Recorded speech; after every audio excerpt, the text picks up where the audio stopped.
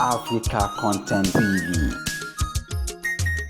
Ìsábórúkọ kò kí sọ̀rọ̀ owójó ìmọ̀ wọn alẹ́ níní kì í jẹ́ kí ènìyàn rántẹ́ ẹ̀yìn tèmi ọ̀yẹ̀yẹ̀ yẹra wò ó àtúbọ̀tán ní kámárò ìgbẹ̀yìn ẹ̀dá máa lò tù ó ẹ̀sìn jáse bí ọ̀dẹ paramọ́ lọ́gbọ́n. Ayọ̀ ọmọ bẹ́bí ló gbọ́dọ̀ tí wọ́n gbà káyé dá láwọn ọ̀dẹ ta. Ìgbẹ́ ẹ̀dẹ́ láwọn ọ̀dẹ ìjọ olóko. Ẹ̀rọ báwọn ṣe ìbàdàn olóko. Ẹ̀rọ ọlọ́run ọba ló ṣòlóko.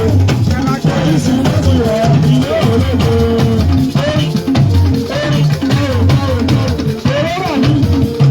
Àní gbogbo nǹkan ní búdì ẹja máa rántí. Àyìndé Ògún alágbẹ̀dẹ àkọ́kọ́ ajíbòjòjúmọ́ rọ́pò lòun bí ọ̀dẹ. Agbájé lọ́lá ẹlẹ́gùn orí bí sọ̀pọ̀nà. Ìgbà tó ti fọ́ kò sókòkò Àyìndé. Ìkòkò tó ti fọ́ kò sí sọgbọ́ yẹrẹ. Ọlọ́ládé ọmọ adákẹ́jà mi nìbàdàn. Síkírù òkú bẹ́ẹ̀ gbọ́ mi òun lẹ̀ ń gbọ́. Tòrò orin fújì mi, àfẹsẹ̀ orin bàrí mi.